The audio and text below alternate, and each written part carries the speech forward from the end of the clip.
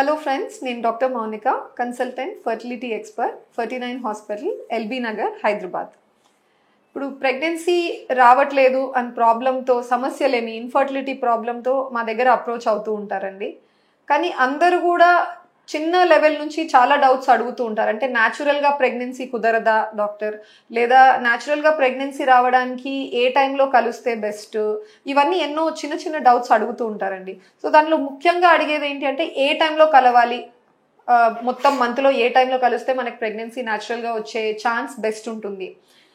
Personally ఎవరినన్నా అడిగితే if someone asks me అండి బెస్ట్ టైం టు మీట్ అన్నారు అనుకోండి, వాళ్ళిద్దరు ఒకటే ప్లేస్లో ఉన్నారు, వాళ్ళు ఒకటే హౌస్లో ఉంటున్నారు అంటే మాత్రము కరెక్ట్ ఈ టైం కలవాలి ఆ టైం కలవాలి అని పెట్టుకోకుండా వీక్లీ అట్లీస్ట్ ఒక 2 to 3 times, అది రెగ్యులర్ అన్ప్రొటెక్టెడ్, ఎటువంటి కాండమ్స్ లేదా టాబ్లెట్స్ తీసుకోకుండా కలుస్తూ ఉండాలండి. ఈ టైంలో కలవాలి ఆ టైంలో కలవాలని పెట్టుకుంటే అది స్ట్రెస్ క్రియేట్ చేసుకోవడం తప్ప పెద్దగా బెనిఫిట్ అవ్వదు. అదే కొంతమంది ఏమవుతుందంటే వాళ్ళ వర్క్ పరంగా కానీ లేదా చదువుకుంటుంటారు, ఇంకా కాలేజ్లో ఉంటారు, తొందరగా పెళ్ళయింది, వేరే స్టేట్స్ వేరే సిటీస్లో ఉంటారు. సో వీళ్ళు ప్లాన్ చేసుకోవాలన్నమాట. ప్రెగ్నెన్సీ ప్లాన్ ఉందంటే వాళ్ళ జర్నీ ఉంటుంది, సో ఆ టైంకి రావాలి. సో అందుకని అట్లాంటి వాళ్ళకు కూడా ఒక టైం ఫ్రేమ్ ఇవ్వాల్సి వస్తుంది. No if we see a regular cycle, ఒక లేడీకి ఎవరికైతే పీరియడ్స్ కరెక్ట్గా వస్తున్నాయో వాళ్ళకు ఎనీవేర్ బిట్వీన్ 21 to 35 days మధ్యలోనే అటు ఇటుగా వేరియేషన్ వస్తుందండి. అదర్వైజ్ వాళ్ళకి కరెక్ట్గా ప్రతి మంత్ పీరియడ్స్ వస్తూ ఉండాలి.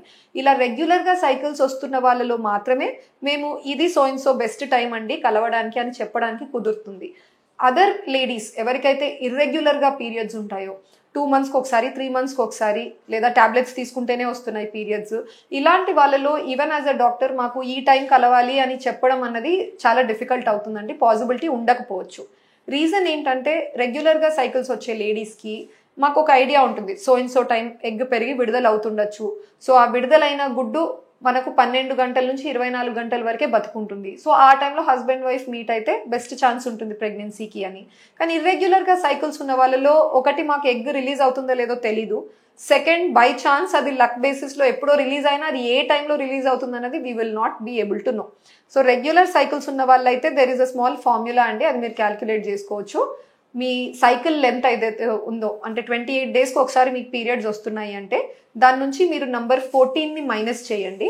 మీకు ఫైనల్ నంబర్ అంటే 28 నుంచి మీరు 14 మైనస్ చేస్తే మనకు వచ్చే నంబర్ 14.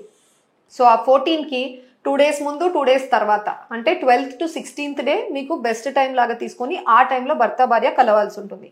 సేమ్ థింగ్ మిగతా నంబర్స్కి కూడా మీరు అప్లై చేయొచ్చండి. లైక్ 30 days సైకిల్ అనుకోండి, అంటే 30 daysకి ఒకసారి పీరియడ్ వస్తుంది, ఎక్కువ లెంత్ ఉందనుకోండి, 30 నుంచి మీరు 14 మైనస్ చేయండి, 16 వస్తుంది. మళ్ళీ 16కి +2 -2 చేయండి, that is 14th day to 18th day. So ఇట్లా పీరియడ్స్ రెగ్యులర్గా ఉన్న వాళ్ళైతే మాత్రం కొంచెం టైం ఫ్రేమ్ ఇది కావాలి అనుకుంటే మాత్రం ఈ ఫార్ములా అప్లై చేయొచ్చు.